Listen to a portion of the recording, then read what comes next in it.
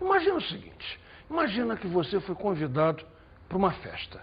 E nessa festa onde vai se comemorar alguma coisa, tem alguma coisa importante que aconteceu e merece ser brindada, o ponto alto dessa festa vai ser abrir uma garrafa de vinho, um vinho que está envelhecendo para uma grande ocasião. Chega a hora, o vinho é aberto, os convidados são servidos e o vinho está com um delicioso gosto de vinagre. Frustração, o que aconteceu? O vinho está estragado, a gente foi roubado, venderam vinagre. O que foi que houve? Bom, eu posso te dar uma boa ideia do que aconteceu. Certeza, ninguém pode ter, mas uma boa ideia aconteceu o seguinte. Imagina só, a rolha do vinho é feita de cortiça. Com o tempo, aquela rolha resseca e permite a passagem de ar. No vinho tem álcool, no ar tem oxigênio.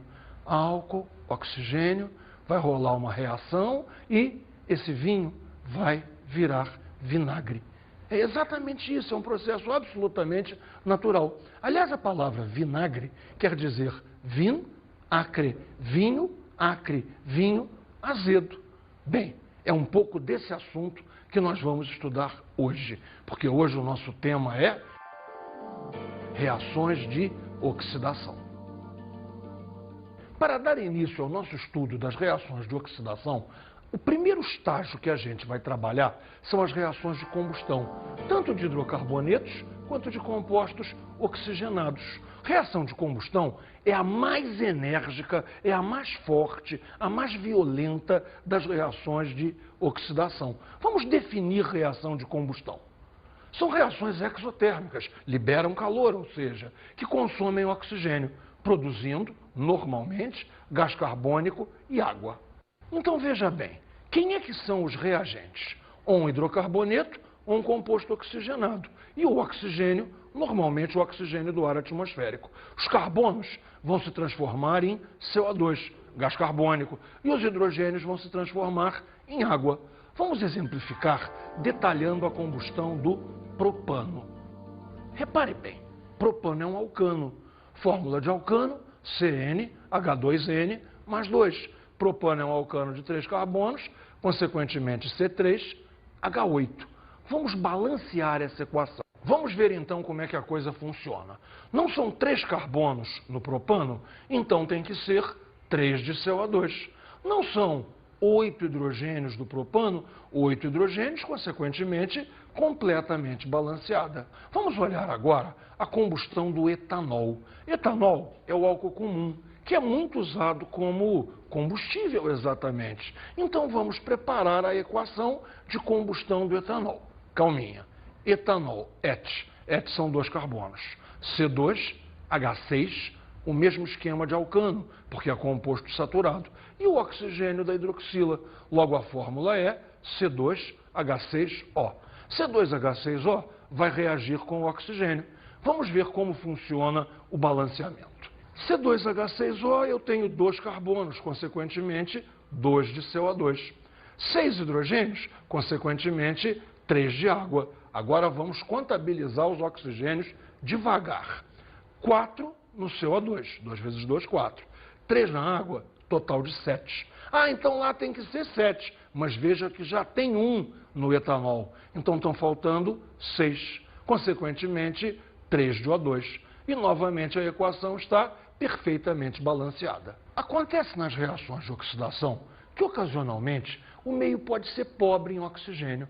E se o meio for pobre em oxigênio, isso não afeta em nada a quantidade de água, mas afeta dramaticamente qual é a substância que vai se formar a partir do carbono. Veja, uma possibilidade é que o carbono reaja com um átomo de oxigênio apenas e forme CO, o que é bastante perigoso. Você sabe por quê?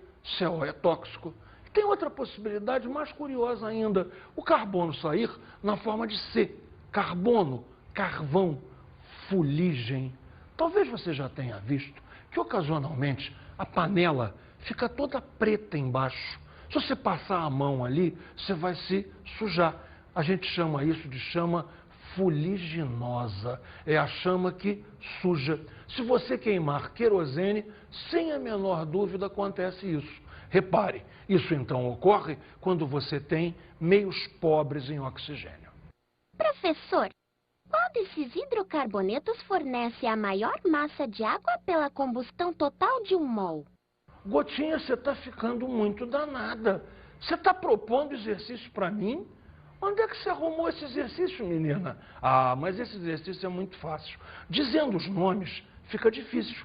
Mas se nós colocarmos as fórmulas moleculares, não vai ter problema nenhum, porque o número de hidrogênios vai me definir a quantidade de água. O que nós precisamos ver é fórmula por fórmula. Veja só então comigo, Gotinha, presta atenção para a tela. Propeno. Propeno é alceno, alceno de 3 carbonos, C3H6, 6 hidrogênios. Vai filmando aí os hidrogênios. Propano, C3H8, 8 hidrogênios. Lembra você que é um alcano. Etino, 2 carbonos, alcino, CnH2n menos 2, C2 dobrou 4, tirou 2, C2H2. Eteno. Eteno é um alceno. A proporção é de 1 para 2. Então, C2H4. E, finalmente, o metano. Metano é alcano, um carbono só, CH4. Gotinha, filma os hidrogênios. 6, 8, 2, 4, 4. Como é que eu vou fazer a conta do número de moléculas de água? Ué, a cada 2 hidrogênios se forma uma molécula de água. Quem tiver mais hidrogênios formará mais moléculas de água, logo uma quantidade de água maior. Quem é que tem mais hidrogênios lá? Conta para mim quem é. É o propano, C3H8, que vai formar 4 de água. Então ele será quem dá a maior quantidade de água na combustão entre os hidrocarbonetos que você escolheu. O que eu quero saber é se você entendeu. Agora entendi, professor. Gotinha, que bom que você entendeu. Então vamos aproveitar a oportunidade e vamos fazer outros exercícios. A combustão completa de 1 mol de etanol, álcool etílico, produz uma massa de gás carbônico igual a 88 gramas. Pode parar por aí. Eu quero que você pegue essa informação e entenda o seguinte: desconfie de quando o exercício te der uma informação que você podia descobrir sozinho. Isso aí normalmente é armadilha. Repara só, etanol, 2 carbonos. 2 carbonos vão dar 2 de CO2. CO2, 12, 16 vezes 2, 32, 12 com 32, 44. Mas são 2. Se são 2 mols, 44 vezes 2, 88 gramas. Para que ele está me dizendo esses 88 gramas se eu posso deduzir isso? Provavelmente essa informação, na verdade, não serve para grande coisa. Tá? Vamos descobrir o que ele quer, afinal de contas, terminando de ler o exercício. Das substâncias a seguir, a que produz o dobro da massa de gás carbônico por combustão completa de 1 mol é... Não quero que você veja a múltipla escolha. Não, você não vai ver a múltipla escolha. Nós vamos chegar resolvidos. Observa só. O dobro da massa de gás carbônico.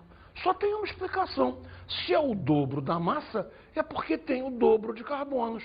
Se era etanol com 2 carbonos, vai ter que ser algum composto de 4 carbonos. Então, na múltipla escolha, eu não vou fazer equação. Eu não vou precisar balancear, eu não preciso fazer uma conta sequer. É o dobro. Se é o dobro de 2, desculpe, o dobro de 2 é 4.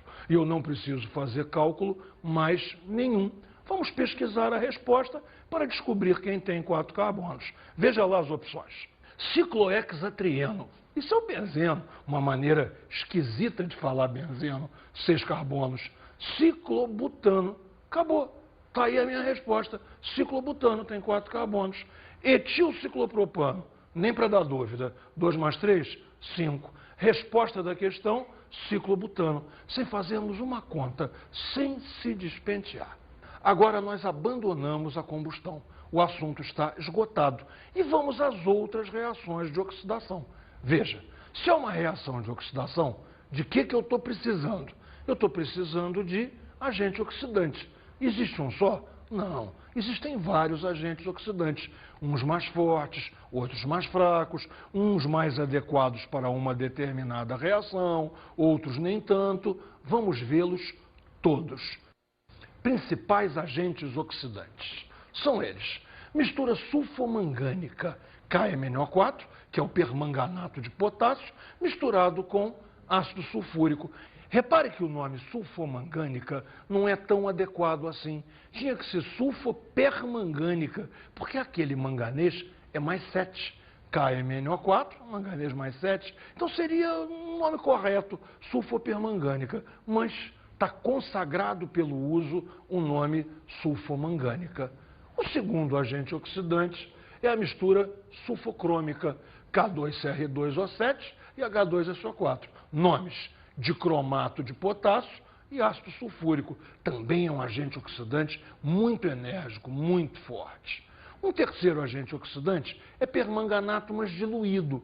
KMNO4, permanganato, em solução diluída, ou neutra ou levemente alcalina. E isso é um oxidante fraco.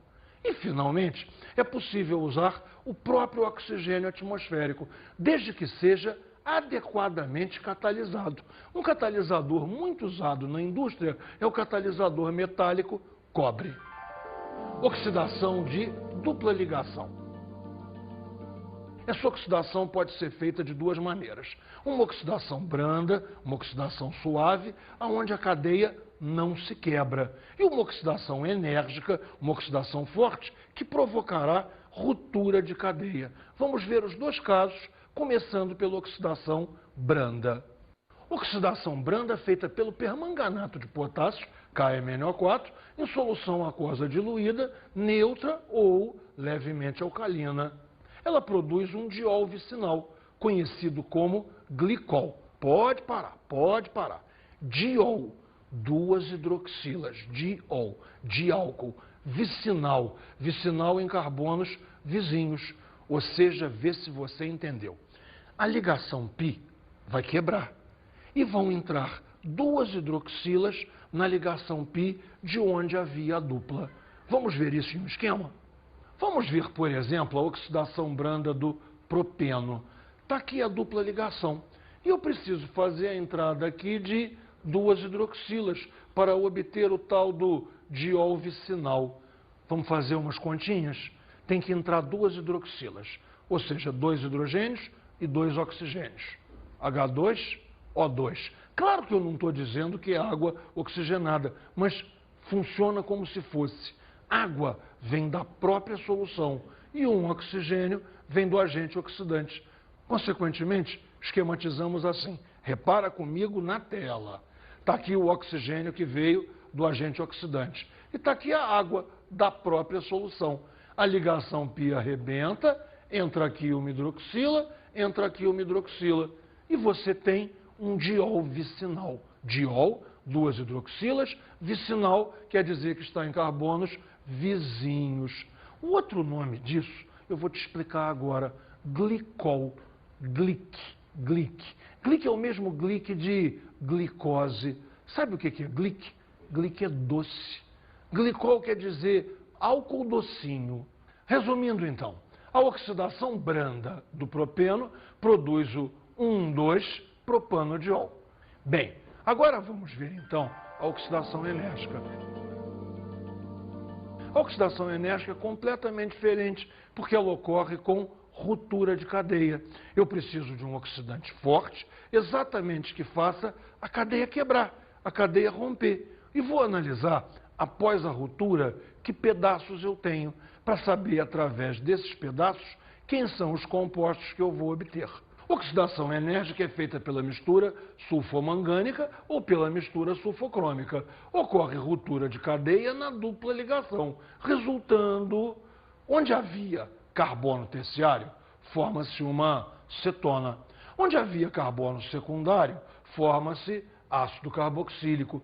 E, finalmente, onde havia carbono primário, forma-se gás carbônico e água. Essa última é muito interessante. Quer dizer que onde havia carbono primário é como se queimasse. Vai dar CO2 e água, dando uma oxidação muito enérgica. Se não for assim, você pode usar um outro truque também. Repara, onde houver ramificação, vai dar cetona. Onde não houver ramificação, vai dar ácido. A oxidação enérgica do metil-2-buteno produz propanona e etanóico. Observe por quê. Está aqui a dupla ligação. A ruptura vai acontecer aqui. Eu tenho 3 carbonos, eu tenho a ligação prendendo pelo meio. Tem uma ramificação, vai dar cetona. Olha aqui os 3 carbonos e entrando aqui o oxigênio do agente oxidante.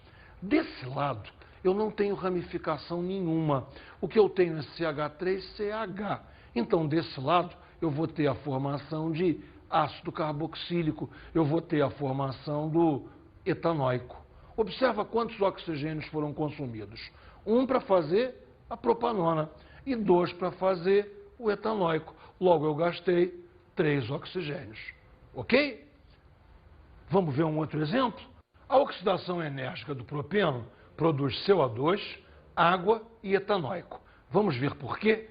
Aqui eu tenho um carbono só. Aqui eu tenho um carbono primário, CH2. Quando a dupla está na pontinha, a pontinha queima. Dá CO2 e água. Repare, um carbono gastou 2 oxigênios. Os 2 hidrogênios já gastaram um oxigênio. Desse lado de cá, eu tenho uma cadeia de 2 carbonos. Esse carbono não é primário, é secundário. Então eu vou ter aqui a formação de ácido. Ácido como? CH3, CO, OH. Quantos oxigênios entraram? 2. Já tinham entrado 3 aqui. Para o balanceamento ser perfeito, 5 oxigênios. 5 oxigênios têm que vir do agente oxidante. Bem, vamos ver agora a oxidação pelo ozônio. Como ela funciona? O ozônio se adiciona à dupla ligação, ocorrendo o que chamamos de uma ozonização. A água rompe a molécula, ou seja, ocorre uma hidrólise. A reação total é comumente chamada de ozonólise, ou seja, pegou o gancho. Ozonólise é como a gente chama ozonização seguida de hidrólise. Ozonização, hidrólise, pegou o nome genérico ozonólise. Podem se formar 2 aldeídos, 2 cetonas, ou então um aldeído e uma cetona, dependendo da configuração em volta da dupla ligação. O subproduto da reação é água oxigenada. Por isso usamos zinco em pó para prevenir a oxidação de aldeído até ácido. Ou seja, o zinco vai funcionar como um agente redutor. Se ocorrer, o zinco passa de 0 para +2, o zinco se oxida, ele é um redutor, consequentemente, o aldeído é preservado, o aldeído é mantido como aldeído, não ocorre a ida até ácido. Para ir até ácido, nós podemos usar a oxidação enérgica, não precisamos da ozonólise. Vamos ver um exemplo? A ozonólise do metil-2-buteno produz propanona e etanol. Ah, mas meu Deus do céu, por quê? Bom, vamos ver no exemplo. Repara só, CH3, C, CH3. A dupla está aqui. CH, CH3. Ok, vai haver uma ruptura aqui. Para haver essa ruptura aqui, a coisa é meio complicada. Primeiro, entra o ozônio. Eu tenho 3 átomos de oxigênio para entrar. 2 deles fazem uma ponte sobre a molécula e um faz a separação. Ou seja, eu tenho uma estrutura aqui que lembra vagamente uma estrutura de éter, um oxigênio separando 2 radicais. Mas mais do que isso, eu tenho uma ponte por cima preservando esses oxigênios aqui dessa maneira. No instante em que eu jogar água, isso tudo se arrebenta. Esse oxigênio vem ligar na água e a transforma em água oxigenada. E esses oxigênios que estão ligados aqui vão montar a molécula. Repara, CH3, CO, claro que vai virar dupla O, né? CH3, ou seja, aqui vai aparecer a cetona. Aqui, CH3, CO, claro que vai aparecer um dupla O, H, aqui vai aparecer um aldeído. Vamos ver ainda melhor, olha só. CH3, COO, CH3, acetona. CH3COH, o aldeído, e a água oxigenada. Normalmente, se você deixasse o aldeído em presença de água oxigenada, ele iria se transformar em um ácido. Para impedir que isso ocorra, temos zinco metálico no meio. Vamos ver agora a oxidação de álcoois primários. Vamos ver como é que funciona. Ela pode ser feita através de mistura sulfomangânica, mistura sulfocrômica, ou podemos usar diretamente o oxigênio do ar, catalisado pelo cobre. Produz-se um aldeído, que se oxida muito facilmente a ácido carboxílico. Observe. RCHH-OH. Então, esse álcool está preso num carbono primário. Gente, vai entrar um oxigênio. Mistura sulfomangânica. Há perda de água, há uma desidratação e a formação do aldeído, RCOOH. Esse RCOOH não vai resistir à presença de uma mistura sulfomangânica, que é um oxidante enérgico, e ele rapidissimamente, quase que instantaneamente, se transforma em ácido. No laboratório, é muito curioso fazer essa reação com etanol, com álcool comum. Se você usa etanol, vai se formar etanóico. O laboratório imediatamente é invadido por um cheiro que lembra muito vinagre. Aliás, não lembra muito, não. É vinagre. O cheiro é forte, o cheiro é ativo e muito facilmente perceptível. RCOOH com mais um oxigênio que vem ainda da mistura sulfomangânica e se transforma aqui em OH. Transformamos o aldeído num ácido carboxílico. Resumindo a coisa, a oxidação de álcool primário se dá em duas etapas. Na primeira etapa, o álcool primário é levado até aldeído. E numa segunda etapa rapidíssima, esse aldeído é transformado num ácido. Bem, vamos ver agora a oxidação de álcoois secundários. Como funciona? Pode ser feita através de mistura sulfomangânica, mistura sulfocrômica ou oxigênio do ar catalisado pelo cobre. Produz-se uma cetona. Veja por que se produz uma cetona. Está aqui o álcool secundário, hidroxila ligada num carbono, secundário, entrada de oxigênio, a desidratação habitual, e aqui vai se formar um C-O. R1, C, R2 e o dupla O aqui, a dupla O está no carbono secundário, ou seja, isso aí é uma cetona. Vamos resumir, então, o que vimos do álcool secundário. O álcool secundário se oxida numa única etapa e vai para cetona. Então, espera aí. Álcool primário, duas etapas, aldeído, ácido carboxílico. Álcool secundário, uma única etapa, cetona. Você deve estar se perguntando, e o álcool terciário? Essa é importante. Álcool terciário não sofre oxidação. Se você exagerar, forçar realmente uma oxidação, podem ocorrer duas coisas.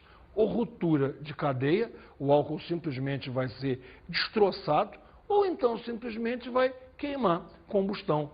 Essas misturas oxidantes estão, em geral, a um passo da combustão.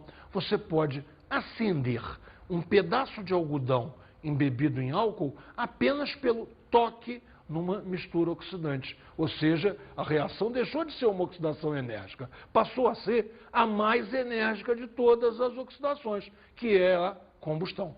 Mas, se for apenas oxidação enérgica, o álcool terciário resiste. Bem, eu quero que você escute agora um texto super interessante, um texto que realmente vai mostrar a importância industrial das reações de oxidação.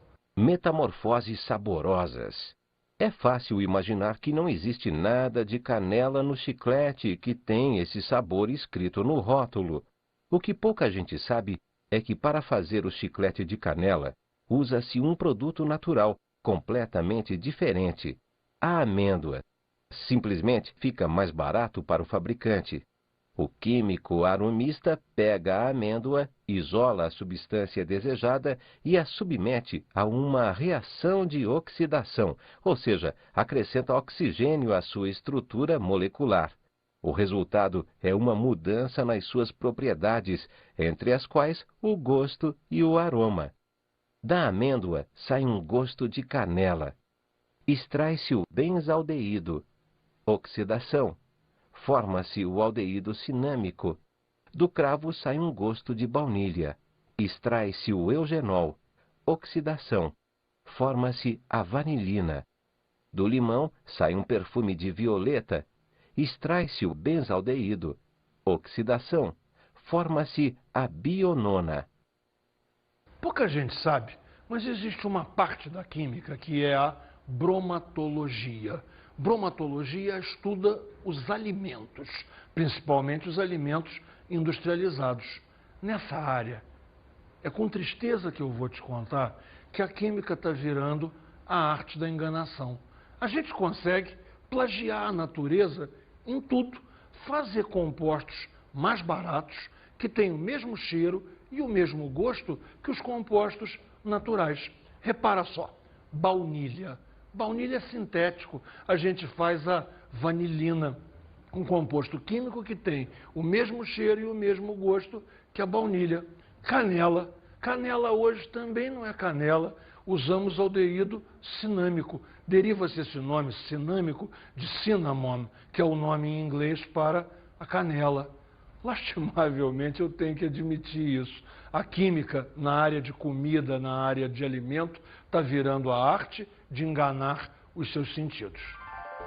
Bem, vamos ver então agora alguns exercícios. O primeiro é esse aqui. Uma garrafa de vinho com teor aproximado de 12% de álcool etílico é guardada aberta. Seu conteúdo se deteriora, ficando azedo. Assinale a afirmação correta a respeito do fenômeno observado. O vinho fica azedo devido à formação de amina, de sabor desagradável. Meu Deus do céu! Vinho contém álcool. Álcool não é nitrogenado. Amina é nitrogenada. E amina, o cheiro não é desagradável, não. Deixa eu te contar. Amina, o cheiro é insuportável. Amina tem cheiro de peixe estragado. No dia que vinho tiver cheiro de peixe estragado, pelo amor de Deus, sai correndo. A natureza mudou. Segunda opção, a redução do álcool etílico para formar etano. Ah, muito curioso. Bastante provável, muito provável mesmo. Veja só, etanol tem oxigênio. Foi oxidado e apareceu uma coisa que não tem oxigênio. Apareceu etano, que é um alcano, que é gás, quer dizer que vai fazer bolinhas, você vai acender um fósforo em cima e vai queimar o etano. Ah, não. Não tem vinho no mundo, por mais esquisito que esteja, que faça isso. Vamos para a próxima opção.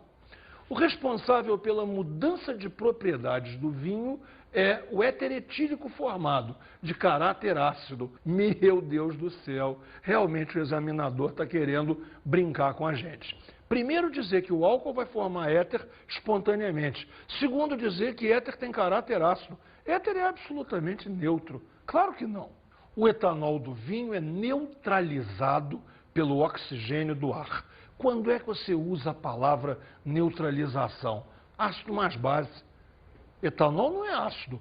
Oxigênio do ar não é base. De que neutralização estamos falando? Não tem neutralização nenhuma. O etanol do vinho é oxidado a ácido acético. Bem, até que enfim alguém disse uma coisa sensata. O vinho avinagrou. O vinho virou vinagre. O vinho azedou. Azedou, formou um ácido acético. Essa é a opção correta.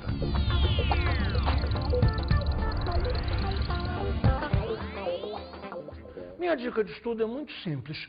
Curiosidades. Reparou que muitas das reações terminam em ácido? Sabe de onde vem a palavra ácido? Ácido vem de acetum, em latim. Acetum deu duas palavras em português. Uma, ácido, outra, azedo. Então repare, quando alguém diz a comida azedou, é que houve reações químicas ali, de oxidação, que geraram ácidos. E esses ácidos têm gosto azedo. Graças a Deus. Porque senão você ia comer a comida estragada e não perceberia. Ou seja, esse cheiro de azedo trabalha a nosso favor. Ou seja, o que eu estou pedindo a você? Curiosidades. Que cada vez que você ouvir uma palavra que te lembre química, vá pesquisar, pergunta ao teu professor o que é aquilo. Ele sabe, ele vai explicar a você. Procura o de química, o de biologia. Novamente eu estou te pedindo, quase que te implorando, curiosidades. Olha com atenção o mundo à tua volta. E aí o estudo fica mais fácil quando a tua sala de aula